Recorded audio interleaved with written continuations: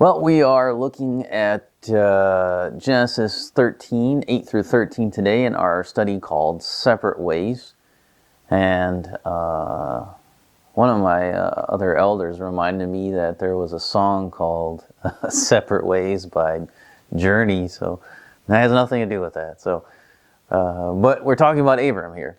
And we are looking at 8 through 13, which has, the beginning part talks about some family fighting here. So things have come to a head. And Abram plays the peacemaker and proposes that he and Lot separate themselves. There was no reason for them to, continue in this way with their herdsmen fighting and the problems that was causing. So after all, they were kinsmen, right? They were family. They were brothers, he says. And they should act like it. They shouldn't let this cause problems between themselves. So instead of passively letting the relationship fall apart and, all that infighting causing problems, Abram takes action. He does something. So here's the proposal. Abram sets up this idea. He's got this idea. Okay, he tells Lot to choose where he wants to go and live, and Abram would take what is left over. Now this should surprise us a little bit here, because Abram is the elder in the family, right? He's the head of the family in that area. Abram is the head of the household, the one that has been leading Lot on this journey all the way. Hey, let's go to Egypt. Okay, Lot goes to Egypt. He's following the lead of Abram, which he should. Abram is the one that has received the promises of God here. God has spoken to him, and he's told him what's going to happen. Who should be leading? Abram, of course. So Abram's the heir of the covenant that God has made with mankind, and the one through whom the promised offspring would come. This even goes against the custom of the people of the land at the time. I mean, the oldest male is the leader, naturally. So this gives us a clue as to what is going on in Abram's heart. Some say that Abram is just being passive and placing the covenant in danger. But that doesn't really make sense to me here. Passivity would have dictated that he just chose where to go, because that would have been in accordance with the culture and with everything else that's going around him. I mean, he could have said, hey, God spoke to me. He didn't speak to you, Lot, so listen to me. No, instead he's going countercultural here. He is choosing generosity. He's being generous to his nephew Lot. He's trusting in God here. God made the promise, this land's going to be mine and my offspring.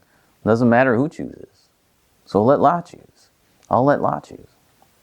So I don't think he's just being passive here, like, I don't care, whatever happens, happens. I don't think he's saying that. I think what Abram's doing here is like, hey, I'm trusting God. He's going to take care of everything. And there's this problem here.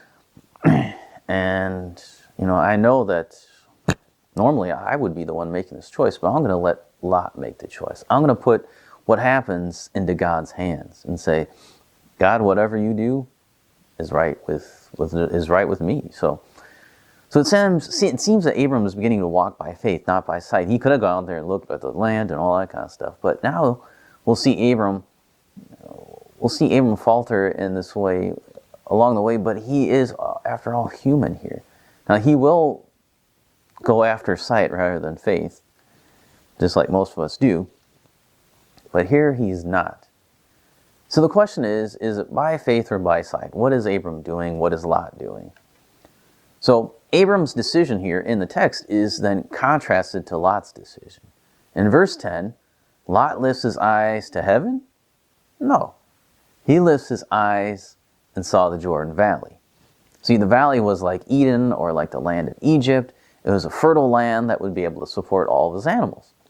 The land was prosperous, and it would make the people there prosperous. We know from archaeology that the cities in this area were wealthy. And so Lot makes a choice by sight. The problem with Lot's choice does not have to do with the quality of the land, but with the inhabitants of the land. Moses, again with his foreshadowing, tells us that the plot of land Lot wanted was in the direction of Zoar. Okay? And Moses says that this was before God destroyed Sodom and Gomorrah.